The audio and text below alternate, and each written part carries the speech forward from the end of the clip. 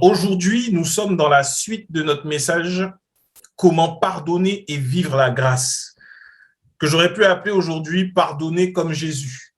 Mais je préfère faire partie 2.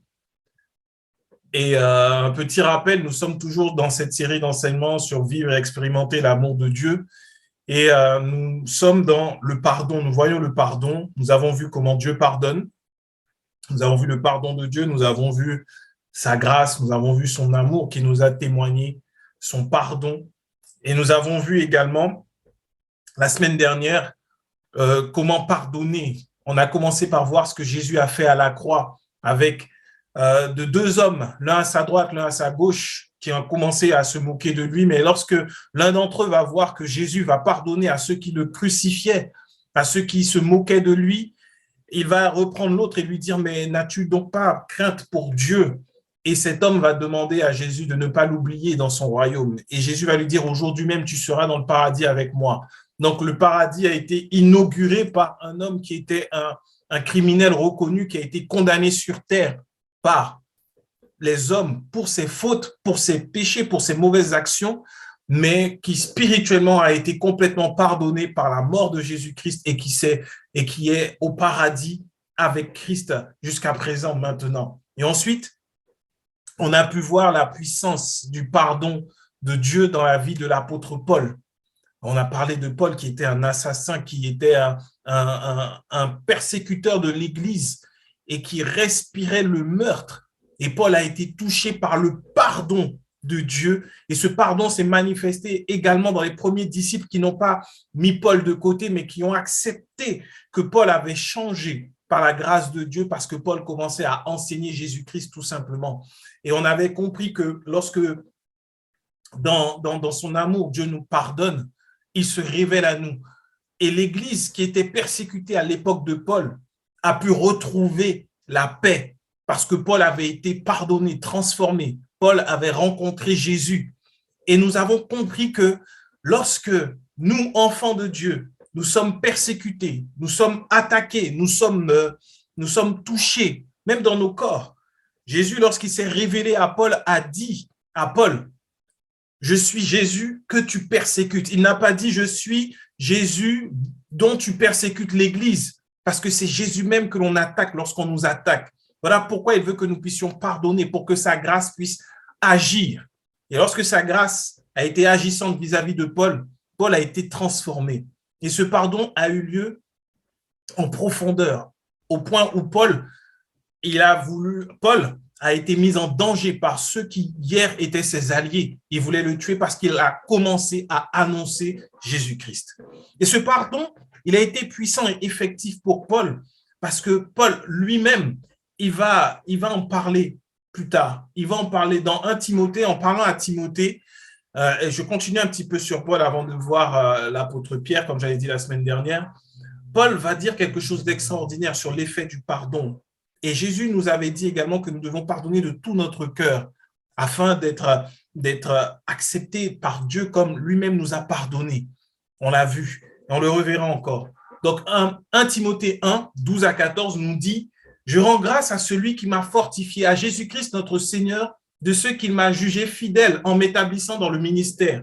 Moi qui étais auparavant un blasphémateur, un persécuteur, un homme violent, mais j'ai obtenu miséricorde parce que j'agissais par ignorance, dans l'incrédulité. Et la grâce de notre Seigneur a surabondé avec la foi et la charité ou l'amour qui est en Jésus-Christ.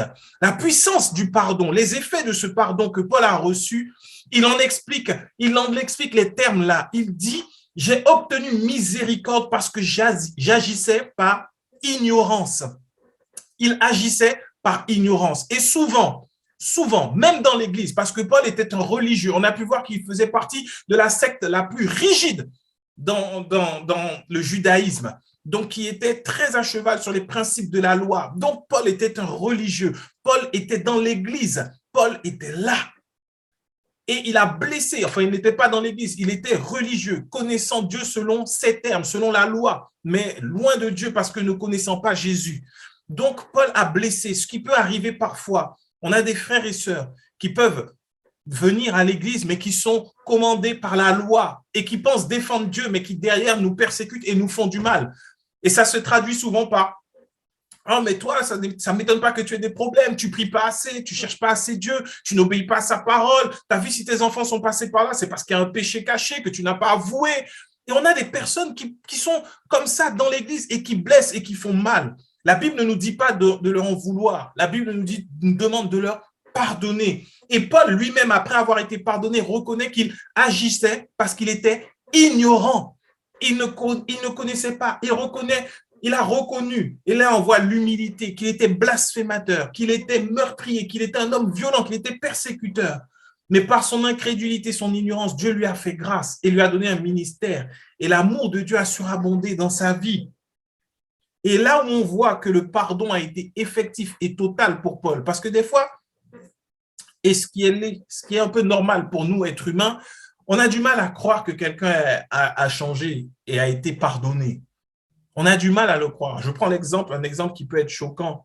C'est que si demain, on a un homme reconnu pour avoir été un pédophile, par exemple, un homme violeur, avec des agissements, des actes horribles à son compte, et qui vient dans l'église, et qu'il a été pardonné. Il dit non, j'ai rencontré Dieu, j'ai rencontré l'amour de Dieu, je suis pardonné aujourd'hui. Si c'était un violeur en série, par exemple, il dit j'ai été pardonné. Qui nous parle comme Paul. Il dit, j'ai été aveuglé par une lumière, mais Dieu m'a fait grâce, j'ai été pardonné. Aujourd'hui, on aurait beaucoup de mal à le laisser. Par exemple, si moi qui suis père de famille, j'ai 2 filles, s'il s'approche pour parler à l'une de mes filles, il veut se marier avec elle, j'aurais du mal au-dedans de moi. Mais le but n'est pas de regarder à ses sentiments, ses émotions, mais c'est de regarder à Dieu et de croire en la puissance du pardon que Dieu accorde. Et il y a un des fruits que l'on peut voir. On voit que Paul déjà reconnaît ce qu'il était et reconnaît que c'est l'amour de Dieu qui l'a transformé. Il ne dit pas qu'il a fait des efforts, il ne peut pas le dire. Il n'a pas dit « j'ai entendu sa voix, j'ai décidé d'obéir, j'ai décidé de croire parce que cette lumière était merveilleuse ». À aucun moment, Paul s'est laissé guider comme un enfant à Dieu. À aucun moment, Paul ne met en avant que c'est lui qui a fait quelque chose pour être sauvé. À aucun moment. Et on regarde dans Philippiens 3, du verset 4 à 6, Paul va faire quelque chose d'extraordinaire. Et c'est ce qui va permettre d'attester quelque part que quelqu'un qui vient nous dire que j'ai été pardonné par Dieu, c'est ce qui va nous permettre de voir effectivement si le pardon est effectif, réel dans la vie de cette personne. Philippiens 3, 4 à 6 dit, Paul qui dit, moi aussi, cependant, j'aurais sujet de mettre ma confiance en la chair. Si quelque autre croit pouvoir se confier en la chair, je le puis davantage. Moi, circoncis le 8e jour, de la race d'Israël, de la tribu de Benjamin, hébreu, né d'hébreu, quant à la loi, pharisien, quant aux ailes, persécuteurs de l'Église, irréprochable à l'égard de la loi, juste à l'égard de la justice de la loi. Et plus loin, Paul va dire qu'il va voir toutes ces choses comme étant de la boue. Paul va renoncer à tout ça. Et c'est la marque du pardon puissant de Dieu. C'est que on ne garde rien du passé. Paul n'a gardé, pour enseigner la parole de Dieu, pour enseigner la grâce, Paul n'a pas du tout gardé les enseignements qu'il avait eus au pied de Gamaliel. Il y a parfois des enseignements qui disent que Paul, son père spirituel, c'était Gamaliel, c'est pour ça que c'était un grand érudit et autres. Paul est venu comme un vase vide. Une fois qu'il a été pardonné, il a renoncé à tout. Il a renoncé au fait qu'il était hébreu, né d'hébreu, tribu de Benjamin, qu'il était de la race d'Israël. Il a renoncé à tout ce qui faisait sa loi, qui faisait sa fierté, qui faisait sa force. Pourquoi? Parce qu'il avait conscience du pardon de Dieu à son égard. Et quand on a conscience du pardon de Dieu à notre égard, tout ce qui est du passé, on le met de côté parce que c'était le moment où on était égaré, loin de Dieu.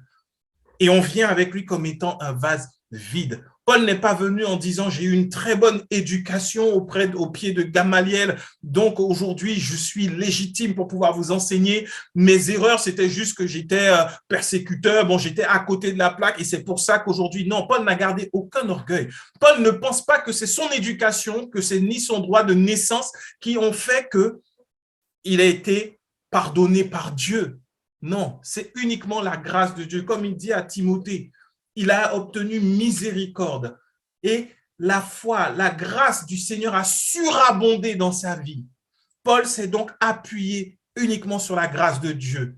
Et pour pouvoir vivre la grâce de Dieu, pouvoir pardonner, être pardonné, recevoir ce pardon, il faut tout oublier. Dès lors que Dieu se révèle dans sa grâce, oublions tout. Parce qu'on peut aujourd'hui se retrouver dans l'église, on peut même avoir été baptisé au nom de Jésus et avoir reçu de mauvais enseignements. Et ces enseignements ont fait que nous nous sommes retrouvés un peu comme un Paul, agissant par ignorance, par incrédulité. Parce que le péché commence par un manque de foi, par de l'incrédulité. Et on peut avoir été une source de malheur, de problème pour nos frères, pour nos sœurs, parce qu'on avait de l'incrédulité. On peut avoir sincèrement accepté Jésus et avoir été enseigné dans la loi. Dans la loi. Une loi qui enseigne les efforts. Non, mais tu dois travailler sur toi. Non, mais tu dois faire ceci. Paul n'a pas travaillé sur lui-même pour être transformé en un apôtre. Pourquoi? Parce que Dieu l'avait déjà établi avant même sa naissance comme un apôtre. Il l'avait déjà choisi. Sur son chemin, il a eu cette éducation qui l'a conduit vers la rigidité du pharisianisme, mais quand sur le chemin de Damas, il a rencontré Jésus-Christ, il a été rétabli dans la vérité de ce que lui est. Aux yeux de Dieu, c'est un serviteur qui devait porter l'évangile auprès des nations, auprès des païens. Voilà pourquoi nous, quand nous pardonnons, nous devons totalement pardonner, parce que nous, ça nous fait du bien déjà. On se libère, on libère son cœur, et on ne retient personne. Et on ne fait pas que, si on retient quelqu'un en manquant de pardon, également, Jésus nous dit que Dieu agira de même envers nous. Il agira de même envers nous. Le pardon doit être total et profond. Total et profond.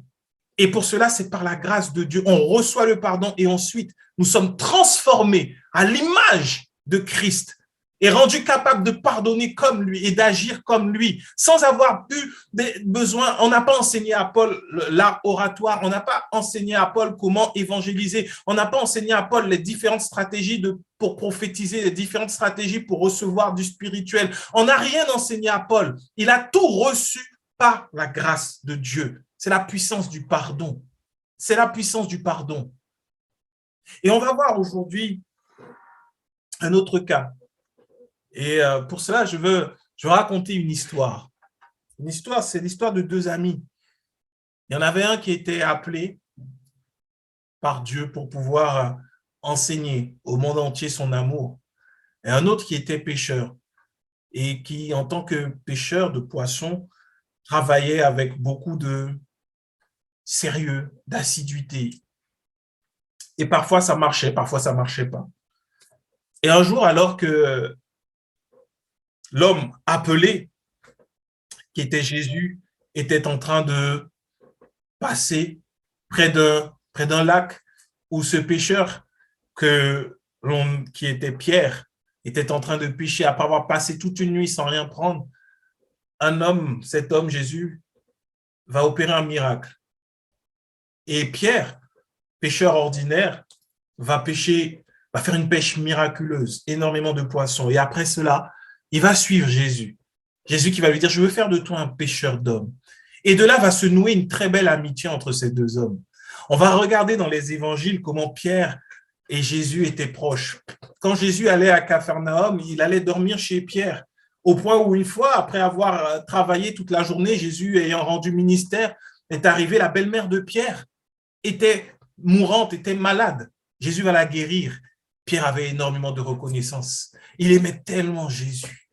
Il aimait tellement Jésus. Il était celui qui portait l'épée parce qu'il était fougueux. Il était d'un tempérament fougueux. Il était d'un tempérament impulsif. C'était celui qui osait. Un jour, ils vont se retrouver sur un lac. Ils vont voir au loin Jésus arriver. Et Pierre est celui qui va se lever pour dire, est-ce que je peux venir vers toi? Et Pierre va sortir, Jésus va lui dire, viens. Pierre va sortir de la barque, il va commencer à marcher, faisant quand même de Pierre le deuxième homme sur terre à avoir marché sur la mer, marché sur l'eau. Après, il va douter. Souvent, on peut un peu, des fois, il y en a qui se moquent un peu de Pierre pour dire, ah, mais Pierre aussi. Mais si Pierre ne l'avait pas fait, on n'aurait pas eu cet enseignement sur la foi. Pierre est celui qui va toujours dire, waouh, lorsqu'il y a la transfiguration, il va dire à Jésus, mais Jésus, c'est bon d'être ici. Je vais faire 3 tentes. Ce n'était pas un monteur de tente, c'était un pêcheur. Mais il était tellement enthousiaste, il va dire, je vais faire 3 tentes, une pour toi, une pour Moïse et une pour Élie. Donc Pierre avait il avait cette foi en Jésus-Christ, il croyait en Jésus. Et Jésus aimait Pierre également, parce que Jésus se déplaçait souvent avec Pierre, Jacques, Jean. C'était souvent ces 3 gars, ils étaient là. C'était des amis, réellement des amis, au point où Jésus va leur dire, je ne vous appelle plus, je vous appelle mes amis. Vous êtes mes amis. Et je vous révèle les secrets, je vous dis à vous, je vous parle clairement. Une si merveilleuse amitié. Et un jour, Jésus sentant son heure arriver, il va dire à Pierre, Pierre, tu sais, Satan vous a réclamé vous tous pour vous cribler comme du froment, pour faire passer par des problèmes, par des difficultés. Mais moi, j'ai prié pour toi, afin que lorsque tu seras converti, tu puisses également convertir tes frères. Et Pierre, l'ami de Jésus, va dire, mais non, jamais, jamais, non. On le voit dans le livre de Luc 22, 31 à 34. Le Seigneur dit, Simon, Simon, Satan vous a réclamé pour vous cribler comme le froment, mais j'ai prié pour toi afin que ta foi ne défaille point. Et toi, quand tu seras converti, affermis tes frères. Seigneur, lui dit Pierre, je suis prêt à aller avec toi et en prison et à la mort. Et Jésus dit, Pierre, je te le dis, le coq ne chantera pas aujourd'hui que tu n'aies nié 3 fois de me connaître. Donc Jésus et Pierre, il y avait cette relation très belle. Pierre était tellement sûr et certain d'aimer Jésus qu'il a dit, non, moi j'irai en prison, j'irai même jusqu'à la mort. Waouh, quelle amitié, quel amour entre eux. Ah, c'était des bons amis. Si on parlait en termes d'aujourd'hui, on va dire que c'était les meilleurs amis du monde. Il était prêt à souffrir pour son ami. Il était prêt. Au point où lorsqu'ils sont venus pour arrêter Jésus dans le jardin de Gethsémani, Pierre a sorti l'épée, il a coupé l'oreille du soldat. Jésus l'a recollé. Et il a dit non, laisse faire. Et quand Pierre a vu que Jésus, son ami, a été arrêté réellement, Pierre a été complètement désemparé, ne sachant plus quoi faire. Et effectivement, avant que le coq ne chante 3 fois, avant que le coq ne chante, Pierre a renié Jésus 3 fois. Il n'a pas juste renié. La Bible nous dit qu'il l'a fait avec imprécation. Ça veut dire qu'il a même juré. Son ami, celui qui avait guéri sa belle-mère, celui qui l'a fait faire une pêche miraculeuse, celui qui l'a sorti de sa galère quotidienne, qui lui a montré, parler des secrets de Dieu, celui qui lui a ouvert son cœur, celui avec qui il dormait, celui avec qui il marchait, il chantait, il mangeait. Ils étaient ensemble sur le chemin. Lui, il va dire, je jure, je te promets, je n'ai jamais été avec lui. Quelle trahison! Quelle trahison! Comment pardonner à ce moment-là? Quand toi, tu as des amis proches à qui tu as parlé, tu as échangé de secrets, des fois, tu as parlé même des problèmes intimes de ta vie et que cet ami, tu apprends plus tard qu'il a été l'instrument de la trahison vis-à-vis de toi lorsque tu es passé par des problèmes. Combien n'ont pas pleuré? Combien n'ont pas souffert? Combien ne se sont pas sentis même jetés dans les ordures par cet ami? Qui avait dit non, jamais, jamais, si des gens parlent mal contre toi, je me lèverai, je parlerai, je dirai non, vous n'avez pas le droit de parler ainsi. Et pourtant, lorsque la situation s'est produite, cette personne a été la première à se moquer de toi. Waouh, c'est ce que Jésus a expérimenté. Et la Bible nous dit qu'au moment où le coq a chanté, Jésus a regardé Pierre. Et Pierre a pleuré amèrement. Si on a fait du mal à quelqu'un et que l'autre nous regarde, s'il nous regarde avec méchanceté, on va se dire, j'ai eu raison de le faire, parce qu'en vrai, il ne m'aimait pas. Mais le regard que Jésus a lancé à Pierre n'était pas un regard dur, parce que Jésus est amour. Il l'a regardé avec tant d'amour et de compassion que Pierre a pleuré amèrement. Il s'est senti mal, minable, petit. Et il est parti.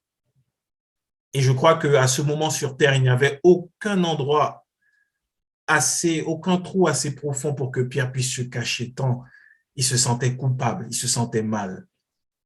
Et à ce moment-là, en tant qu'être humain, tu réalises, tu revois tout ce que tu as pu échanger, partager. Il a dû revoir ces 3 années passées avec Jésus. Il a dû revoir les moments de plaisanterie, les moments de relâche. Il a dû revoir quand ils étaient en train de baptiser au Jourdain où Jésus était là, il les supervisait. Il a dû revoir lorsqu'ils étaient ensemble dans la maison quand sa belle-mère était en train de les servir. Il a dû revoir ces moments au mariage lorsque Jésus a transformé l'eau en vin. Il a dû tout revoir. Pierre a dû partir dans une forme de dépression, mais Jésus, dans son amour, le savait. Et c'est pour cela que jusqu'au bout, Jésus a aimé Pierre. Pierre s'est ressaisi. Et après, Pierre s'est retrouvé avec tous les autres apôtres. Ils se sont retrouvés ensemble. Parce que Jésus avait dit, j'ai prié pour toi afin que lorsque tu seras toi-même converti, tu puisses affermir les autres. Et donc, Pierre s'est rappelé de ces paroles d'amour et il a pris tous les autres avec lui. Et ils étaient ensemble et Jésus va leur apparaître. Ils vont apprendre la bonne nouvelle de la résurrection. Et Jésus va faire quelque chose d'extraordinaire. Il va faire Pierre expérimenter le pardon. Parce que oui, Jésus, dans sa grâce, va pardonner à Pierre. Il va lui pardonner profondément et sincèrement. Regardons ensemble Jean, l'évangile de Jean, le chapitre 20, du verset 19 au verset 23.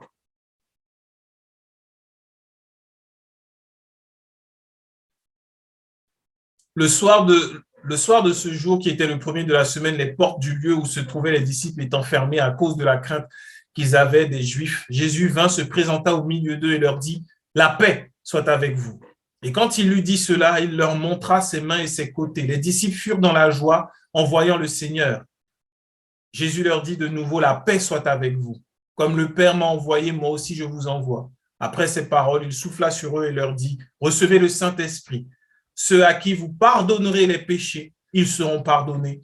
Et ceux à qui vous les retiendrez, ils leur seront retenus. » La première des choses que Jésus a faites lorsqu'il s'est présenté devant ses disciples, ses apôtres, qui tous l'avaient trahi, pas comme Pierre.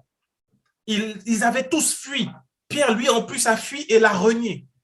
La première des choses qu'il vient dire, c'est « La paix soit avec vous ». Il n'est pas venu leur dire, bon, maintenant les gars, on va régler nos comptes avant d'aller plus loin parce que je ne vous fais plus confiance. Il n'est pas venu leur dire, bon, maintenant moi, je ne sais pas à qui me confier. Je ne sais pas si je peux vous faire confiance. Non, non. Jésus est venu, il leur a dit, la paix soit avec vous. Et ensuite, il a soufflé sur eux qu'ils reçoivent son esprit. Et après, il leur a dit, la première des choses, il leur a dit, c'est que ceux à qui vous pardonnerez les péchés, ce qui veut dire, moi je viens, je vous ai pardonné, je vous ai dit la paix soit avec vous, alors ils leur seront également pardonnés. Ce qu'il a fait lorsqu'il est venu auprès d'eux, c'est qu'ils comprennent et qu'ils reçoivent son pardon. Et alors ces hommes se sont sentis bien, libérés du poids de la culpabilité. Ils ont été pardonnés. Et après, Jésus va s'occuper particulièrement de Pierre. Particulièrement. Regardons Jean 21, 1, 19. C'est d'une profondeur extraordinaire. Après cela, Jésus se montra encore aux disciples. Donc après qu'il soit apparu, comme ça, il leur a dit, la paix soit avec vous. Il est apparu aux disciples sur le bord de la mer de Tibériade. Et voici de quelle manière il se montra. Simon Pierre, Thomas, appelé Didyme, Nathanaël de Cana en Galilée, les fils de Zébédée et 2 autres disciples de Jésus étaient ensemble. Simon Pierre leur dit, je vais pêcher. Ils lui dirent, nous allons aussi avec toi. Ils sortirent et montèrent dans une barque et cette nuit-là, ils ne prirent rien. Ça rappelle une situation, ça. Le matin étant venu, Jésus se trouva sur le rivage, mais les disciples ne savaient pas que c'était Jésus. Jésus leur dit, enfants, n'avez-vous rien à manger? Ils lui répondirent, non. Il leur dit, jetez le filet du côté droit de la barque et vous trouverez. Et ils le jetèrent donc et ils ne pouvaient plus le retirer à cause de la grande quantité de poissons. Alors le disciple que Jésus aimait dit à Pierre, c'est le Seigneur. Et Simon Pierre, dès qu'il eut entendu que c'était le Seigneur, mit son vêtement et sa ceinture, car il était nu. Il se jeta dans la mer. Les autres disciples vinrent avec la barque, tirant le filet plein de poissons, car il n'était éloigné de terre que d'environ 200 coudées. Lorsqu'ils furent descendus à terre, ils virent là des charbons allumés, du poisson dessus et du pain. Jésus leur dit, apportez les poissons que vous venez de prendre. Simon-Pierre monta dans la barque et tira à terre le filet plein de 153 grands poissons. Et quoi qu'il y eût, tant le filet ne se rompit point. Jésus leur dit, venez, mangez. Et aucun des disciples n'osait lui demander qui es-tu, sachant que c'était le Seigneur. Jésus s'approcha, prit le pain et leur en donna. Il fit de même du poisson. C'était déjà la 3e fois que Jésus se montrait à ses disciples depuis qu'il était ressuscité des morts. Après qu'ils eurent mangé, Jésus dit à Simon-Pierre, Simon, fils de Jonas, m'aimes-tu plus que ne m'aime ceci? Il lui répondit, oui, Seigneur, tu sais que je t'aime. Jésus lui dit, paix, mes agneaux. Il lui dit une seconde fois, Simon, fils de Jonas, m'aimes-tu? Pierre lui répondit, oui, Seigneur, tu sais que je t'aime. Jésus lui dit, paix, mes brebis. Il lui dit pour la 3e fois, Simon, fils de Jonas, m'aimes-tu? Pierre fut attristé de ce qu'il lui avait dit pour la 3e fois, m'aimes-tu? Et il lui répondit, Seigneur, tu sais toutes choses, tu sais que je t'aime. Jésus lui dit, paix, mes brebis. En vérité, je te le dis, quand tu étais plus jeune, tu te saignais toi-même et tu allais où tu voulais. Mais quand tu seras vieux, tu étendras tes mains et un autre te ceindra et te mènera où tu ne voudras pas. Il dit cela pour indiquer par quelle mort Pierre glorifierait Dieu. Ayant ainsi parlé, il lui dit, suis-moi. J'ai voulu prendre tout ce passage pour qu'on ait bien le contexte. Le même contexte que le jour où Jésus a appelé Pierre se présente, où il a dit qu'il allait faire de lui un pêcheur d'hommes. Et là, Jésus vient, et il y a encore les apôtres qui sont là avec Jésus, ils vont pêcher, ils ne prennent rien. Et là, Jésus va venir. Et la première des choses qu'il va faire, une fois que la pêche miraculeuse a eu lieu, il va nourrir ses disciples, il va nourrir ses apôtres, il va leur donner à manger. L'attitude de quelqu'un qui a réellement pardonné. Il leur donne de quoi vivre, il leur fait du bien, il donne à manger à ses apôtres. Et là, il va avoir un traitement particulier pour Pierre. Il va, une fois qu'ils ont mangé, il va lui dire, 3 fois m'aimes-tu? Souvenons-nous, avant Pierre disait, Seigneur, je t'aime et j'irai jusqu'à la mort avec toi, jusqu'en prison. Et quand le moment s'est présenté, il l'a renié et il l'a fait avec imprécation. Mais là, Jésus voulait rétablir totalement Pierre et pour lui dire, je t'ai pardonné. Et Jésus nous a déjà dit, nous a déjà enseigné que celui à qui on a beaucoup pardonné est celui-là même qui aime Dieu. Et donc là, il va reposer cette question à Pierre. Est-ce que tu m'aimes? C'est-à-dire, est-ce que tu as reçu mon pardon? Pierre lui dit, oui, je t'aime. Est-ce que tu m'aimes, toi, plus que cela ne m'aime? Il a dit oui, parce qu'il est celui qui avait renié.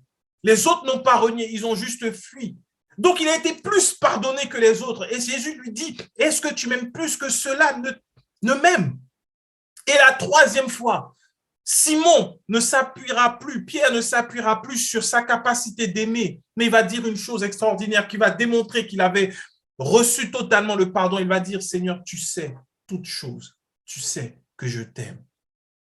Et c'est là que Pierre a été restauré. Il a compris que ça ne dépendait pas de ce que lui savait, ce que lui pensait savoir, mais ça dépendait de ce que Jésus-Christ l'avait pardonné, lui avait pardonné. Tu sais toutes choses. Son orgueil avait été brisé au point où là, Jésus lui a dit, paie mes brebis. Et après, Jésus est parti dans un entretien personnel avec lui. Il lui a dit, suis-moi. À la fin du verset 19, il lui dit, suis-moi. Et ce n'est pas écrit dans la Bible ce qui se sont dit. Mais Pierre aura reçu ce pardon de Jésus. Des amis, des frères, il a été pardonné. Jésus lui a donné à manger. Jésus lui a donné la capacité de faire sa volonté. Il l'a nourri naturellement pour que demain Pierre puisse nourrir spirituellement par la grâce des milliers et des milliers. Jésus va donner du pain et du poisson. Et dans la parole, quand Jésus distribue du pain et du poisson, ça, c'est l'abondance. Ça symbolise l'abondance. Il a multiplié les pains et les poissons. Et plusieurs des foules ont pu manger. C'est pour cela qu'au jour de la Pentecôte, Pierre, ayant reçu le pardon total de Dieu, a pu parler avec assurance, poussé par l'Esprit, et 3000 âmes ont été nourries par l'évangile de la grâce et de la vérité. C'est la puissance du pardon que nous recevons en Dieu, peu importe ce que nous avons pu faire, même lorsque nous avons trahi, lorsque le pardon est effectif en nous, lorsque nous l'avons reçu totalement, alors ça peut transformer des milliers et des milliers d'âmes. Et on a vu la vie de Pierre, où des milliers et des milliers d'âmes perdues sont venues à Jésus-Christ, parce que Pierre a été pardonné par Jésus. Et aujourd'hui, Dieu veut que nous puissions pardonner comme lui. Pardonner sans se dire que peut-être un jour, il me trahira encore. Pardonner sans se dire, c'est ce qu'il dit, moi je ne sais pas, c'est un menteur. Pardonner du plus profond de son cœur. Et Jésus, on a pu le voir dans le livre de Matthieu, on a pu le voir lorsque Jésus donne cette parabole. Enfin, cette parabole, oui. Il explique, il enseigne. Dans Matthieu 18, Jésus enseigne comment agir vis-à-vis de son frère du frère qui nous a fait du mal. Je vais relire le début et on va prendre le temps de s'arrêter sur un petit point, deux petits points. Matthieu 18, à partir du verset 15, dans la version Semeur. Donc, si ton frère s'est rendu coupable à ton égard, va le trouver et convainc-le de sa faute. Mais que cela se passe en tête à tête. S'il t'écoute, tu auras gagné ton frère. S'il ne t'écoute pas, reviens le voir en prenant avec toi une ou deux personnes, pour que tout ce qui sera dit soit appuyé sur la déclaration de 2 ou de 3 témoins. S'il refuse, et c'est ce qui nous intéresse, le verset 17, s'il refuse de les écouter, dis-le à l'Église. S'il refuse d'écouter l'Église, mets-le sur le même plan que les païens et les collecteurs d'impôts ou les publicains. Et c'est là-dessus que j'ai été interpellé. J'ai demandé à Dieu, mais Seigneur, qu'est-ce que ça veut dire de les mettre sur le plan des païens ou sur le plan des publicains? Qu'est-ce que cela signifie? Parce qu'à savoir qu'en Israël, à l'époque de Jésus, les publicains étaient considérés comme la pire espèce de personnes qui pouvaient y avoir. C'était des Juifs qui avaient décidé de travailler pour les Romains qui étaient les envahisseurs et qui étaient chargés de collecter des impôts. Et ils le faisaient avec... ils étaient comparés à des voleurs parce qu'ils arnaquaient, ils volaient, ils mentaient, ils agissaient mal. Tout ça parce qu'ils étaient fonctionnaires romains. Donc, ils étaient réellement détestés du peuple. Ils n'étaient pas aimés. On ne voulait pas les voir. Ils n'avaient même pas le droit d'entrer dans le temple. On n'acceptait pas leurs offrandes. On n'acceptait rien de la part des publicains. Et ça m'a étonné de voir que Jésus, notre Jésus, celui qui pardonne, celui qui aime, il dit que si ton frère, tu n'arrives pas à le gagner, tu le traites comme un publicain, tu le traites comme un païen. Ils étaient haïs dans la société. Sauf que Jésus ne dit pas de le faire sur la base de ce que les autres font, mais comme lui, parce que c'est lui qui enseigne. Parce que je vais peut-être étonner plusieurs, mais l'exemple dans l'Église n'est pas ton pasteur. L'exemple dans l'Église n'est pas la femme de ton pasteur. L'exemple dans l'Église, c'est Jésus-Christ avant tout. Parce qu'un homme peut paraître encore saint et s'égarer du chemin. Alors que Jésus, lui, il est le chemin et jamais il ne s'égarera, jamais il ne nous égarera. C'est pour cela que nous devons méditer la parole pour pouvoir demeurer sur le chemin, la vérité et la vie. Jésus est l'exemple à suivre. Et quand Jésus donne un enseignement, il ne dit pas de s'appuyer sur ce que font les autres, mais il dit de regarder à lui son attitude. Donc, quand ton frère, tu essaies de régler les choses, ça ne se passe pas. Alors, il dit d'agir envers eux comme des païens ou des publicains. Regardons ce que cela veut dire. Et c'est là qu'on va savoir quelle attitude avoir vis-à-vis de celui qui nous a blessés, qui nous a fait du mal.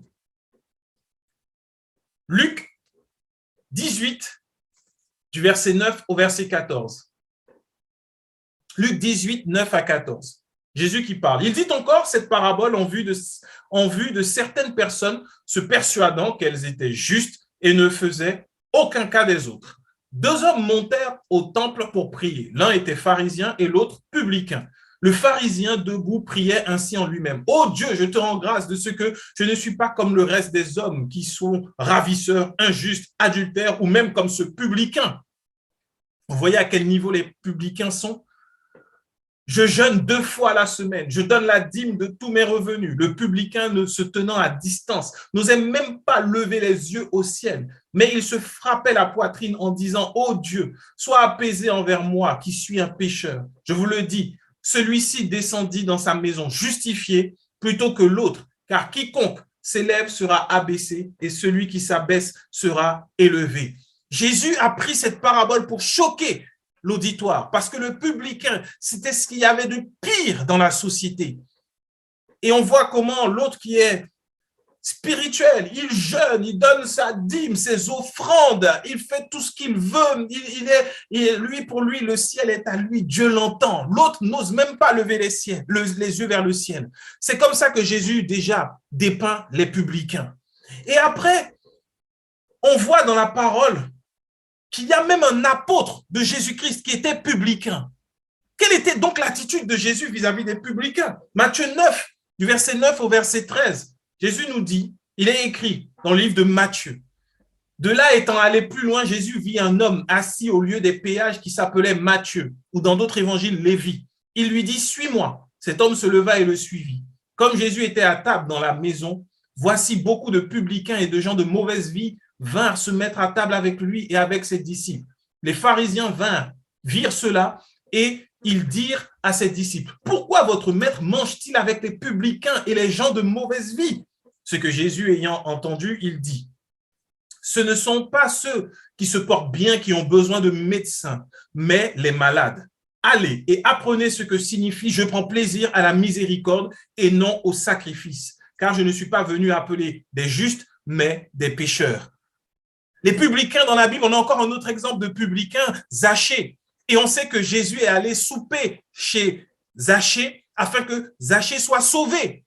Et Zachée a reçu Jésus. Et Zachée était même un des chefs des publicains. Donc, il était un homme particulièrement odieux. Voilà l'attitude que Jésus veut que l'on puisse avoir envers celui qui ne veut rien entendre. Il y a eu un problème, on a voulu le régler et il ne se passe rien. Quand il dit de le regarder comme un païen ou un publicain, il dit de le regarder comme un pécheur perdu, comme quelqu'un qui a besoin d'être guéri, de ne pas le regarder comme étant un frère qu'on déteste, qu'on hait, qu'on ne veut plus voir, qu'on ne supporte plus dans l'église, mais c'est de le regarder comme étant quelqu'un qui a besoin d'entendre la parole et la vérité, qui a besoin de rencontrer Jésus-Christ, comme Zachée, comme Matthieu. Ils ont rencontré Jésus et leur vie de vol, leur vie de mensonge a été transformée, a été changée. Et aujourd'hui, nous pouvons lire l'évangile selon Matthieu. Voilà l'attitude que Dieu veut que nous puissions avoir envers ceux qui nous ont blessés, qui nous ont fait du mal. Jésus nous dit d'agir envers eux comme un païen, comme un publicain. Il y en a un autre qui était païen dans la Bible. On parle de Corneille, c'était un païen. Il faisait du bien, mais Jésus est venu la visiter. Il a envoyé Paul parce qu'il veut que tous soient sauvés. Quand ton frère ne veut pas arrêter de te persécuter, ne veut pas entendre raison, quand il y a ce désaccord entre vous, quand il t'a fait mal, quand il t'a blessé, et qu'il ne veut pas le reconnaître, alors il dit juste une chose. Jésus dit, considère-le comme étant malade, comme étant une brebis perdue. Et cette brebis perdue, elle a besoin d'une chose, de rencontrer Jésus-Christ. Et comment aujourd'hui les brebis perdues peuvent rencontrer Jésus-Christ? C'est par l'amour que nous allons manifester, pas parce que nous agirons avec colère, avec haine. D'ailleurs, Jésus va citer Osée 6,6. C'est ce qu'il dit dans le Matthieu 9, dans le verset 13. Il dit, allez et apprenez ce que signifie je prends plaisir à la miséricorde et non au sacrifice. C'est dans Osée 6,6 que Dieu parle et il dit, car j'aime la piété et non les sacrifices et la connaissance de Dieu plus que les holocaustes. Et le mot piété ici, c'est le mot hébreu resed. Et ce mot resed signifie grâce. Ce qui veut dire que Dieu aime la grâce et non les sacrifices. Dieu veut que l'on puisse agir sur la base de la grâce, non sur la base de la loi. Et la loi condamne, la loi met à côté. La loi dit tu as péché, tu mérites de mourir, tu mérites d'être lapidé, tu mérites d'être humilié, tu mérites qu'on te mette de côté, tu dois être en dehors, tu es impur, tu dois être mis à l'écart. Mais Dieu, lui, il dit je prends plaisir. À quoi? À la grâce.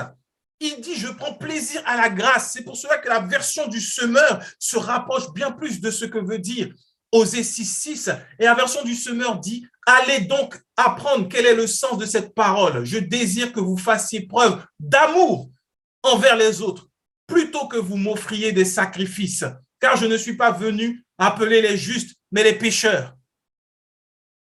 Voilà ce que signifie de voir son prochain comme étant un publicain ou comme étant un païen. Il fait des erreurs. Ça veut dire qu'il a besoin de rencontrer la grâce de Dieu. Et par la grâce de Dieu, si toi, tu as vu qu'il a fait une erreur, tu peux, dans ce cas-là, par ton attitude, tu peux donc faire que celui qui te fait du mal, celui qui te fait du mal, qui te fait mal, comme Paul a fait mal à l'Église, comme Pierre a fait mal à Jésus, alors lui, il peut être transformé et il peut être changé parce que toi, tu auras manifesté le véritable pardon, la grâce, l'amour de Dieu. Et Dieu prend plaisir à cela. Alors, il y en a qui peuvent dire que, OK, ça c'est ton interprétation, mais ce que Jésus a dit, il l'a dit, OK. Mais sauf que Jésus avait déjà expliqué cela, avait déjà dit cela, juste avant de parler, de traiter son frère comme un publicain. Jésus est d'une intelligence extraordinaire.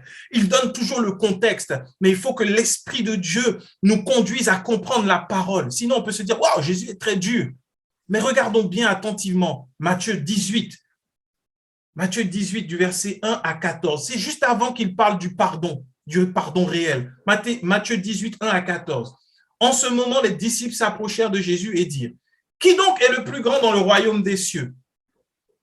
Et Jésus, ayant appelé un petit enfant, le plaça au milieu d'eux et dit, je vous le dis en vérité, si vous ne vous convertissez et si vous ne devenez comme les petits enfants, vous n'entrerez pas dans le royaume des cieux. C'est pourquoi quiconque se rendra humble comme ce petit enfant sera le plus grand dans le royaume des cieux. Et quiconque sera en mon nom, reçoit en mon nom un petit enfant comme celui-ci me reçoit moi-même.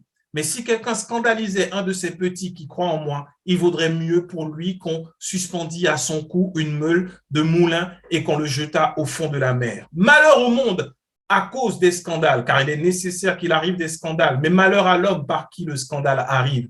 Si ta main ou ton pied est pour toi une occasion de chute, coupe-les et jette-les loin de toi. Mais mieux vaut pour toi entrer dans la vie boiteux ou manchot que d'avoir 2 pieds ou 2 mains et d'être jeté dans le feu éternel. Et si ton œil est pour toi une occasion de chute, arrache-le et jette-le loin de toi. Mieux vaut pour toi entrer dans la vie n'ayant qu'un œil que d'avoir 2 yeux et d'être jeté dans le feu de la géhenne. Gardez-vous de mépriser un seul de ces petits, car je vous dis que leurs anges dans les cieux voient continuellement la face de mon Père qui est dans les cieux. Car le Fils de l'homme est venu sauver ceux qui étaient perdus. Que vous en semble? Si un homme a 100 brebis et que l'une d'elles s'égare, ne laisse-t-il pas les 99 autres sur les montagnes pour aller chercher celle qui s'est égarée? Et s'il la trouve, je vous le dis en vérité, elle lui cause plus de joie que les 99 qui ne sont pas égarés.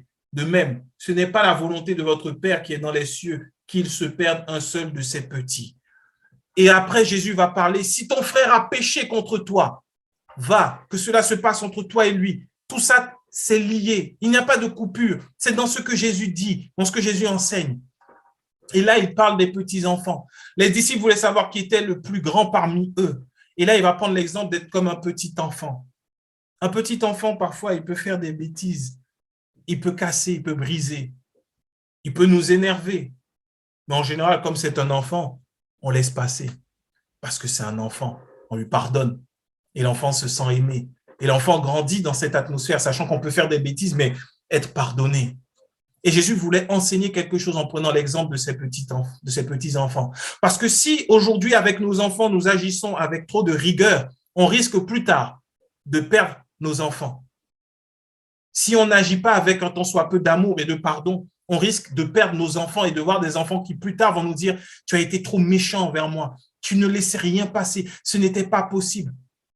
Aujourd'hui, voilà, je ne me sens pas de t'aimer ou je m'éloigne de toi parce que tu as été trop dur. » Alors que si on a appris à nos enfants le pardon, on a appris à nos enfants comment pardonner, comment, par leurs attitudes, c'est pas grave, tu n'es pas ce que tu fais, mais je t'aime, je te corrige aujourd'hui, mais sache que je t'aime, tu es mon enfant et je serai toujours là pour toi. Ça, on le fait avec nos enfants. Et Jésus, il voit les âmes perdues comme ces petits-enfants. Et au milieu de nous, il nous demande de nous pardonner et de ne pas être une source de scandale. Vous savez ce que c'est que le scandale? Le scandale, ce n'est pas de crier dans l'église, se lever et puis de dire « Non, c'est faux, machin ». C'est pas ça. Quand Jésus parle de là, il dit de ne pas faire pécher. La vérité, c'est que lorsque un de nos frères, notre ami, notre frère, nous fait du mal, il est comme un païen. Il est éloigné de Dieu. Il a besoin de connaître Dieu, de rencontrer Dieu encore plus. Si nous avons la grâce de pouvoir agir envers grâce avec lui, faisons-le. Et ne le scandalisons pas. La responsabilité est plus grande pour celui à qui on a fait du mal que pour celui qui fait du mal. La responsabilité de Jésus était beaucoup plus grande vis-à-vis de Dieu que celle de toute l'humanité. Parce que c'est Jésus qui a été humilié, qui a souffert. Mais il fallait qu'il pardonne jusqu'au bout pour que la grâce se manifeste. Lorsque un de nos frères et sœurs qui est en Christ nous blesse, nous fait du mal, un ami, un frère, un époux, alors agissons avec grâce. Ne le scandalisons pas par notre attitude de manque de pardon. Parce que scandaliser ici, c'est le mot scandaliso. Et ça signifie jeter le discrédit quelque part sur quelqu'un. Lorsqu'on agit avec le manque de pardon, on ne reflète pas Jésus-Christ. Et lorsqu'on ne reflète pas Jésus-Christ, on peut atteindre la foi de notre frère qui a mal agi. Jésus voyait les publicains, les païens comme des personnes malades qui ont besoin de docteurs. À aucun malade, on va dire, mais malade, arrête quand même, arrête d'être malade. Arrête de faire comme si, arrête d'agir comme quelqu'un qui a le cancer. Oui, mais la personne est malade en fait. Elle a besoin de soins. Elle a besoin de soins. Et parfois, il arrive à des malades dans des accès de démence, des fois, pour ceux qui sont atteints de démence ou pour ceux qui souffrent trop de mal parler, de donner des coups. Pour ceux qui sont dans le milieu hospitalier, ils voient de quoi je parle. Ou même un enfant qui souffre, il n'a pas envie, il va dire non, tu me fais trop mal, il va agir mal. Mais parce qu'il est malade. Voilà comment nous devons voir. La personne ne veut pas.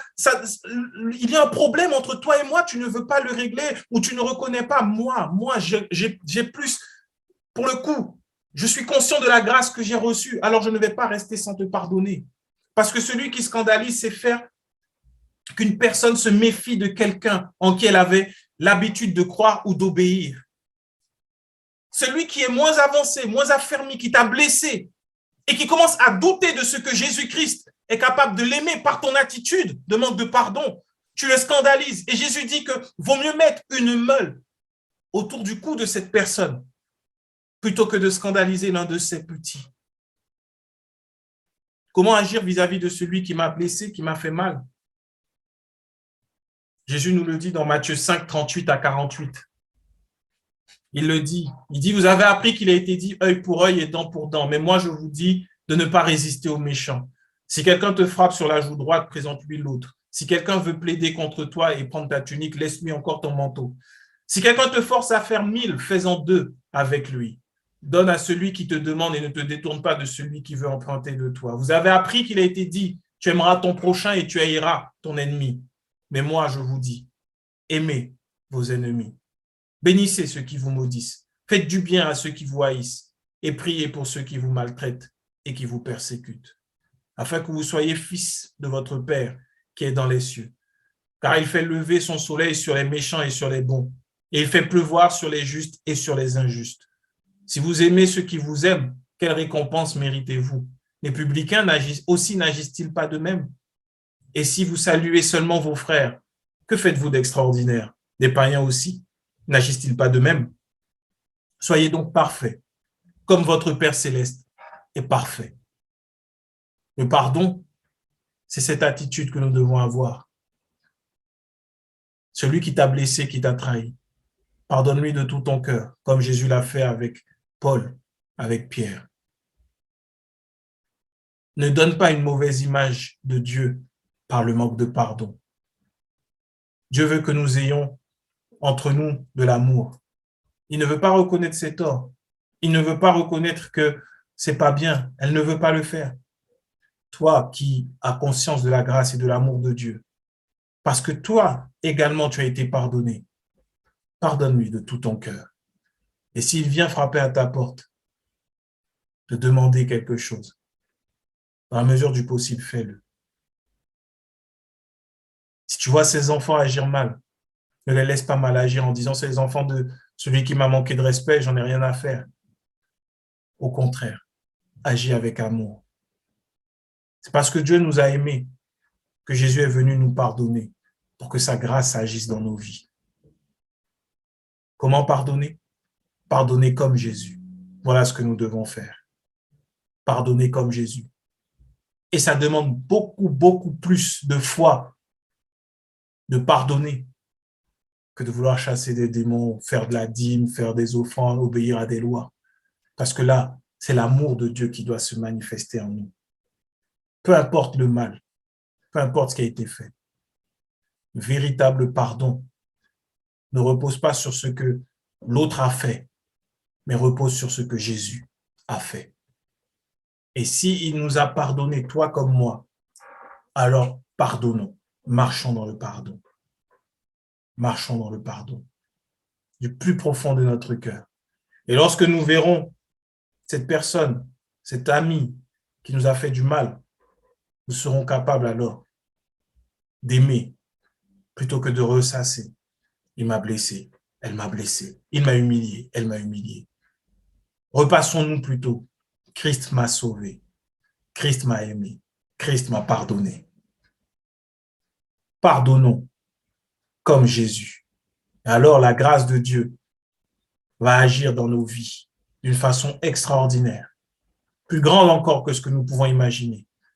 Lorsque nous pardonnons, c'est une porte que nous ouvrons à la grâce. Et c'est ce que nous verrons ensemble la semaine prochaine par la grâce de Dieu. Quelle porte s'ouvre à nous lorsque nous pardonnons? Dieu nous bénisse tous. Seigneur, merci encore pour ta présence au milieu de nous. Accorde-nous de pardonner, d'aimer comme toi, comme Jésus. Ce que nous voulons, Seigneur, c'est vivre ta grâce, expérimenter ta grâce et rien d'autre. Père, que rien de ce que les hommes peuvent nous faire ne nous empêche de t'aimer et de regarder à toi. Nous voulons regarder à toi et à toi seul. Car ton pardon est si fort, si puissant, si extraordinaire, si merveilleux, que nous voulons marcher dans ce pardon au quotidien, dans nos relations les uns envers les autres. Que toute la gloire te revienne pour ce que tu as accompli à la croix. Dans le nom puissant de Jésus. Amen.